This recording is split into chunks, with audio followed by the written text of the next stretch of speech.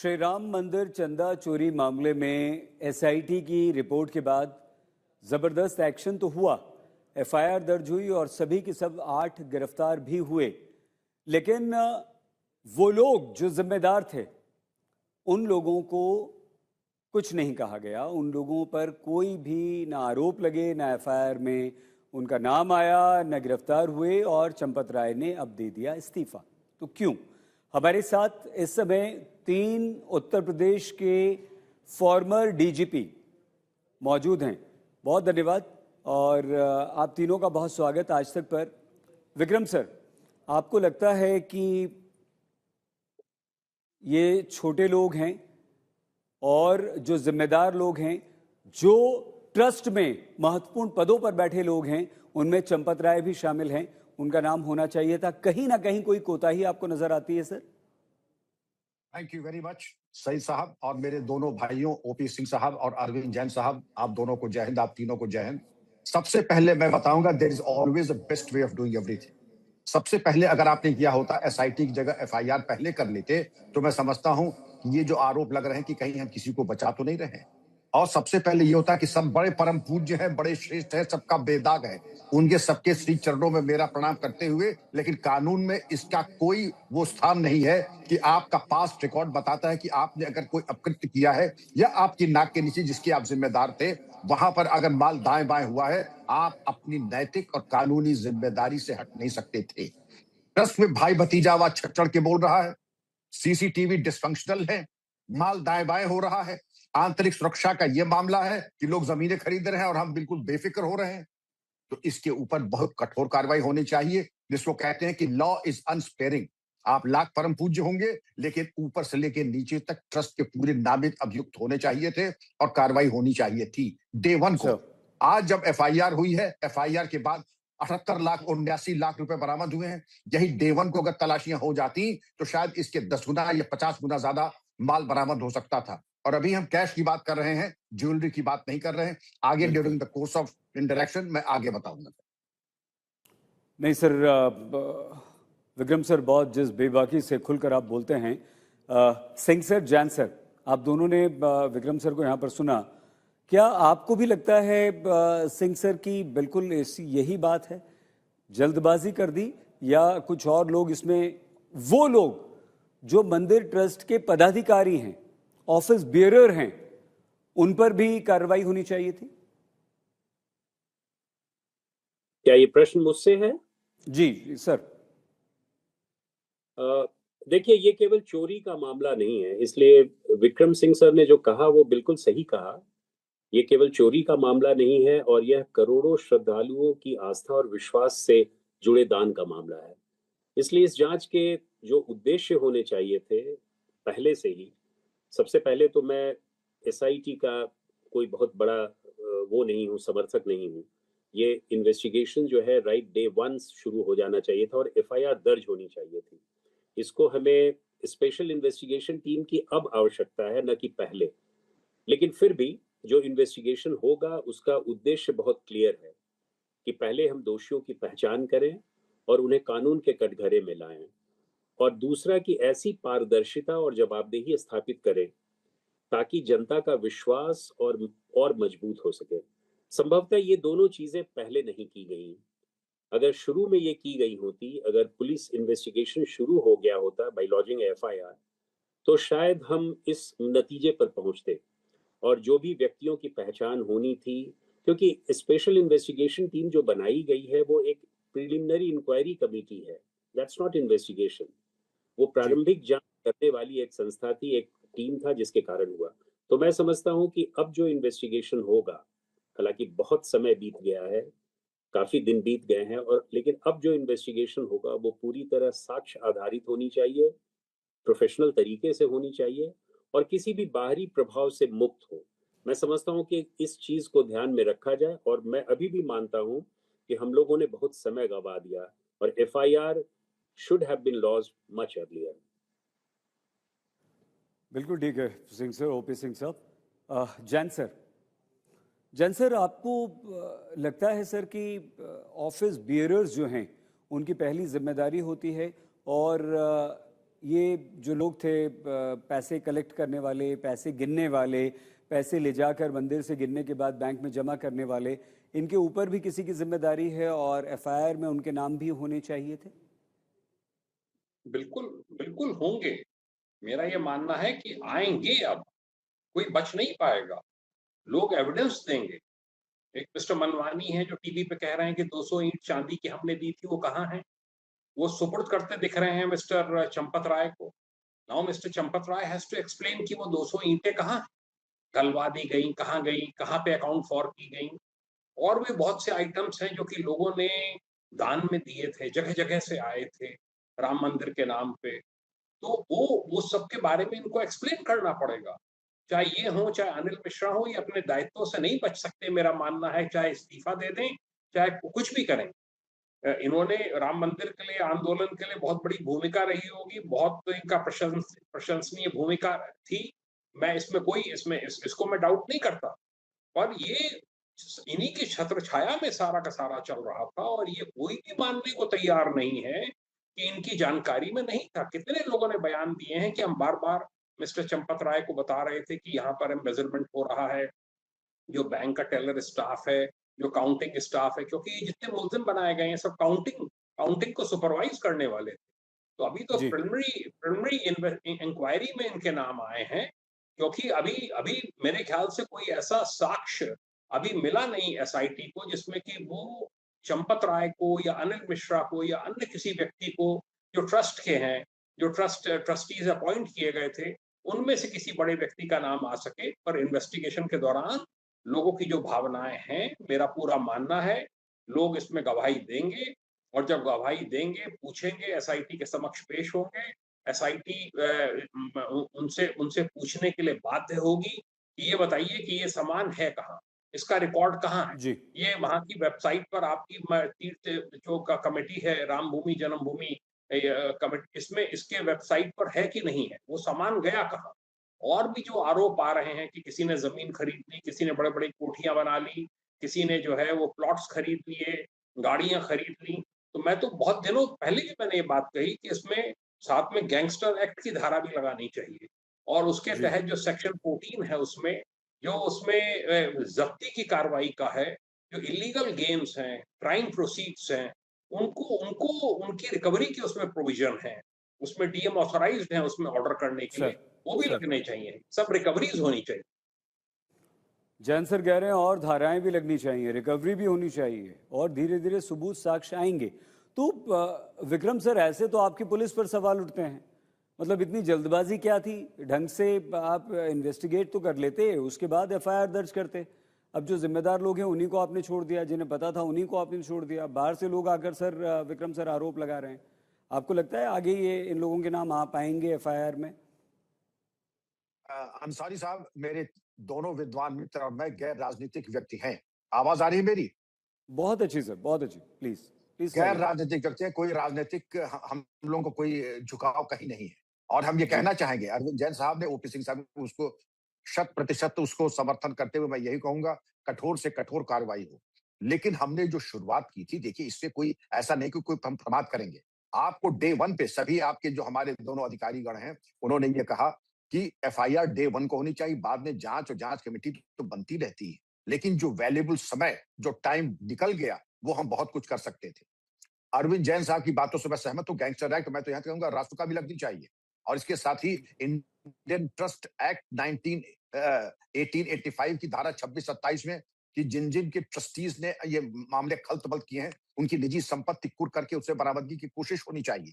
और एक बिल्कुल। और बात है कि आपने जो शुरुआत में की है, नामित सबको करना चाहिए था, नामित नहीं हुए। लेकिन इसका ये मतलब नहीं, इन्वेस्टिगेशन चलेगा कम से कम ये 90 दिन, इफ नॉट 1 ईयर। तो इस इन्वेस्टिगेशन में अभियुक्त 2 प्रकार के होते हैं। एक नामित, जो नामित है जो 8 लोग, और इसके अलावा जो प्रकाश में है, those that came to light. अब प्रकाश में आते हैं, लेकिन मैं उम्मीद करता हूं कि इसमें कोई प्रमाद नहीं होगा। अरविंद जैन साहब ने बड़ी बेबाकी से कहा कि सब बड़े श्रेष्ठ हैं, बड़े पवित्र हैं, उनको बहुत प्रणाम। लेकिन कानून इसमें किसी तरह की मुरव्वत या उदारता नहीं बरतता है। वो चीज अपनी जगह है, लेकिन जब कानून की बात आती है तो पाई पाई की रिकवरी होनी चाहिए, क्योंकि आस्था विश्वास का प्रश्न है। और इसमें यह बिल्कुल माने नहीं रखता है कि आपका पास्ट कैसा था। पास जैसा भी हो बहुत अच्छा था। वर्तमान का जवाब आपको देना होगा, पाई पाई का हिसाब देना होगा। आपने सबसे सर्वश्रेष्ठ सिस्टम्स क्यों नहीं लगाए? AI एनेबल्ड टूल सीसीटीवी क्यों नहीं लगाए? आपने ऑडिटिंग के लिए मशीन लर्निंग और AI टूल्स क्यों नहीं लगाए? जाहिर जी है कि आप लगा सकते थे, अरबों का आपके पास चढ़ावा आ रहा था। ये केवल 5 करोड़ में सब कुछ आ जाता था, फेल प्रूफ फूल प्रूफ क्यों नहीं लगाया? बिल्कुल ठीक विक्रम सर। और आप तीनों, ये तीन उत्तर प्रदेश के पुलिस के सबसे बड़े अधिकारी रह चुके हैं और आज तीनों बड़ी बेबाकी से खुलकर इस तरह की बात कर रहे हैं, तो आज जो पुलिस इन्वेस्टिगेट कर रही है उसे ये बिल्कुल सोचना होगा। और जैन सर ने कहा कि रिकवरी होनी चाहिए, गैंगस्टर एक्ट लगना चाहिए, तो विक्रम सर ने यह भी कहा कि आप रासुका लगाइए। इतना ये हमारी आस्था के साथ, हमारी श्रद्धा, हमारे विश्वास के साथ, हमारे आराध्य के साथ, हमारा जो रिश्ता है उसके साथ सर ये धोखा हुआ है। ओपी सिंह सर, नाम आ सकते हैं क्या? हम आगे माने इस संभावना पे विचार कर सकते हैं कि आगे पता चले कि चंपत राय का नाम FIR में दर्ज हो गया? देखिए अंसारी साहब, ये FIR दर्ज होना इन्वेस्टिगेशन का अंत नहीं है, बल्कि शुरुआत है। और प्रारंभिक परीक्षा तो यही है कि इन्वेस्टिगेटिंग एजेंसी जो हमारी है यूपी पुलिस, वो ये स्थापित कर सके कि वास्तव में कितनी राशि का गबन हुआ है, या कब से चल रहा है, इससे किसको लाभ मिला है, और या किसी एक व्यक्ति या किसी संगठित साजिश का कृत्य है। ये बहुत जरूरी है। इसीलिए हमारा ये विश्वास है कि वित्तीय जटिलता को देखते हुए और सार्वजनिक संवेदनशीलता को देखते हुए ये जरूरी है कि एक स्पेशल इन्वेस्टिगेशन टीम गठित की जाए। केवल ये थाने के इन्वेस्टिगेशन पे निर्भर नहीं रखा जाए, बल्कि एक बहुत ही सीनियर ऑफिसर के अंतर्गत ये इन्वेस्टिगेशन हो। और इस टीम में आर्थिक अपराध जांच से संबंधित जो एक अनुभवी व्यक्ति हो उसको रखा जाए, फॉरेंसिक ऑडिटर को रखा जाए, साइबर फॉरेंसिक विशेषज्ञ को रखा जाए, चार्टर्ड अकाउंटेंट की भी सेवाएं ली जाएं, बैंकिंग विशेषज्ञ की भी सेवाएं ली जाएं, और सर आवश्यकता पर हो सके तो हमें इनकम टैक्स के डिपार्टमेंट और अन्य जांच एजेंसियों से भी समन्वय स्थापित करना चाहिए, क्योंकि इसमें कई मुद्दे हैं और इनको केवल अगर चोरों को पकड़ने की बात हो तो ये नहीं हो पाएगा। और इसीलिए मैंने शुरू में कहा कि 72 घंटे जो शुरू के होते हैं वो बहुत ही महत्वपूर्ण होते हैं। और मैं नहीं जानता कि उसमें कितनी कार्रवाई अभी की गई है, लेकिन सभी दान अभिलेखों को सुरक्षित रखा जाना, उनके दस्तावेजों को सील करना, जितने भी CCTV फुटेज हैं उन सबों को रखना, ये सारी चीजों को करना फर्स्ट 72 आवर्स में बहुत जरूरी है। तो अब तो हमें जो हो गया सो हो गया, अब तो हमें केवल ये करना है कि केवल आरोपी को ही नहीं, बल्कि हमें धन के प्रवाह को भी देखना है, उसको भी ट्रैक करना है, उसको भी फॉलो करना है। और इसके लिए जरूरी है कि हम बहुत ही प्रोफेशनल तरीके से इसको चलें और करें। जी और मैं समझता हूं कि ये केवल थाने के लेवल पे नहीं होना चाहिए, उत्तर प्रदेश सरकार को एक स्पेशल इन्वेस्टिगेशन टीम गठित करना चाहिए जिसमें सारे एक्सपर्ट्स हों, और अगर बिल्कुल। नहीं हो तो कम से कम इन्वेस्टिगेटिंग ऑफिसर जो है उन सबों की मदद ले, तभी हम प्रोफेशनल तरीके से आगे बढ़ेंगे। और शायद हम बहुत से नामों को जोड़ पाएंगे, ये चंपत राय हो या कोई भी हो, उन सबों के जी नामों को जोड़ सबसे बड़ी कार्रवाई तभी हो पाएगी जब हम बहुत ही व्यावसायिक दक्ष रूप से इसको आगे बढ़ाएंगे। अच्छा सुझाव है, अच्छा सजेशन है सिंह सर आपका। जैन साहब आपके पास आए हम।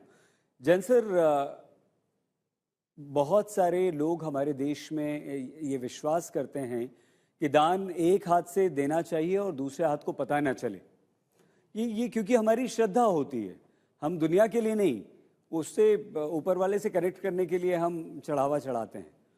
तो अब जैसे ये चांदी की ईंटों की बात सामने आई, ये अगर इस तरह के और भी लोग आए जो कहें कि भाई हमने जेवरात दिए थे, ज्वेलरी दी थी, सोना चांदी हमने चढ़ावे में दिया था, तो आपको लगता है सर ये पुलिस की दृष्टि में एविडेंस हो पाएगा? इसे आप सबूत मानते हैं पुलिस या नहीं? बिल्कुल मानते हैं। देखिए, उन्होंने कोई पब्लिसिटी नहीं की थी। उनको इस बात का कष्ट था कि उन्होंने 200 किलो चांदी की ईंटें झूलेलाल जी के चित्र बनी हुई वहां पे दी, चंपत राय जी को भेंट की, और उन ईंटों का कोई पता नहीं, कोई रसीद उनको नहीं मिली। उनका इस बात का भी कष्ट था कि उनको एक इनविटेशन का कार्ड भी नहीं मिला। पूरे सिंधी समाज को जिन्होंने 200 किलो चांदी वहां पे दी, ये देना चाहिए था। तो उन्होंने किसी भी स्तर पर कभी भी पब्लिसिटी नहीं की, पर जब ये बात निकल कर सामने आई तब उन्होंने बयान दिया। और मैं समझता हूँ ऐसे सभी लोगों को सामने आकर बयान देना चाहिए। अब तो ये खुली लड़ाई है, उसमें जब तक बयान नहीं देंगे कि हमने इसको हैंडओवर किया था और तब उसकी अकाउंटेबिलिटी ठहराई जाएगी। मैं एक बात और कहना चाहूँगा, सर इसमें उत्तर प्रदेश सरकार, उत्तर प्रदेश पुलिस पहले दिन से बड़ा फूँक-फूँक के कदम रख रही है। इस बात का इंतज़ार था कि तीर्थ ट्रस्ट के द्वारा कोई मुकदमा दर्ज कराया जाएगा, उनके कोषाध्यक्ष के द्वारा दर्ज।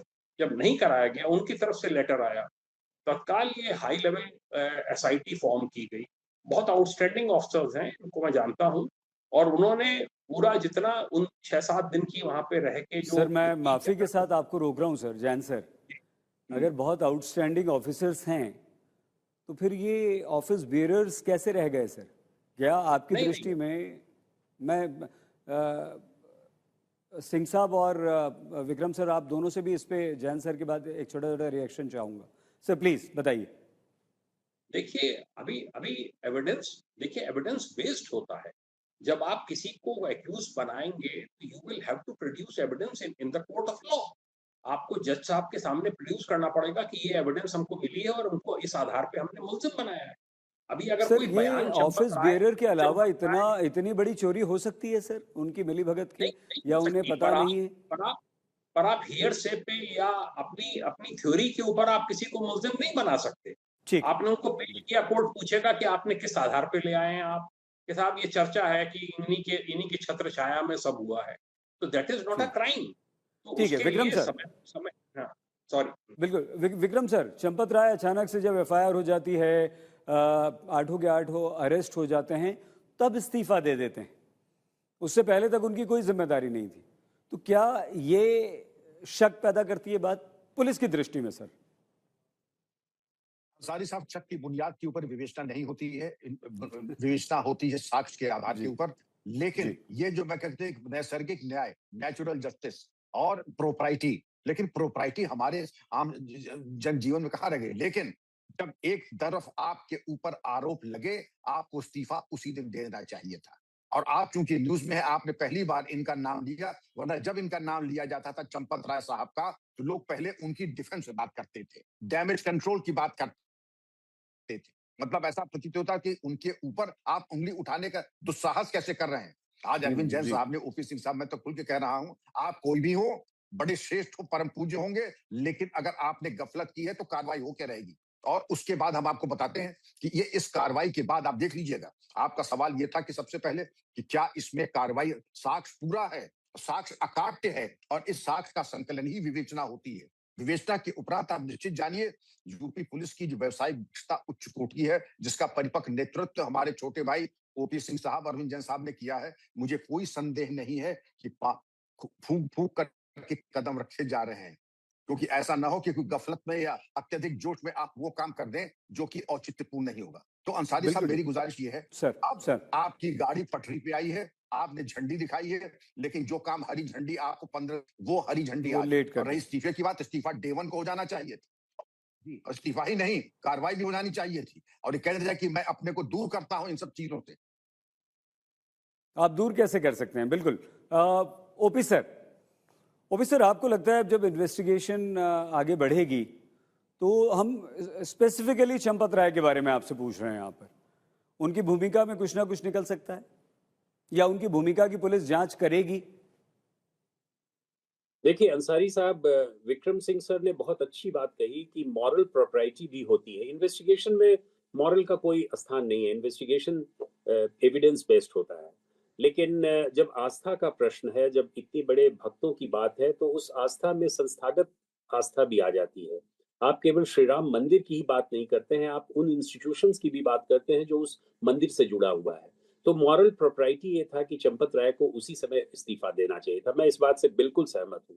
लेकिन इस पूरी विवेचना में इस बात का हमें ध्यान रखना पड़ेगा कि हम इतनी बड़ी अनियमितता को इतने लंबे समय तक कैसे अलाउ करते रहे, कैसे चलते रही, और क्या जो नियमित ऑडिट होते हैं वो हुआ कि नहीं हुआ, क्या ऑडिट आपत्तियों का निराकरण हुआ कि नहीं हुआ, क्या पर्यवेक्षण कमजोर था, या किसी ने जानबूझकर आंखें मूंद ली। ये सारी विषयों पर जब हम गहन चिंतन करेंगे और अन्वेषण करेंगे तो प्रोबेबली चंपत राय की भूमिका भी जी हमें ठीक है सर, आएगी, बात पे आएगी। तो हम बिल्कुल समझते बिल्कुल हैं कि इन्वेस्टिगेशन को बहुत ही प्रोफेशनल तरीके से ले जाने की जरूरत है।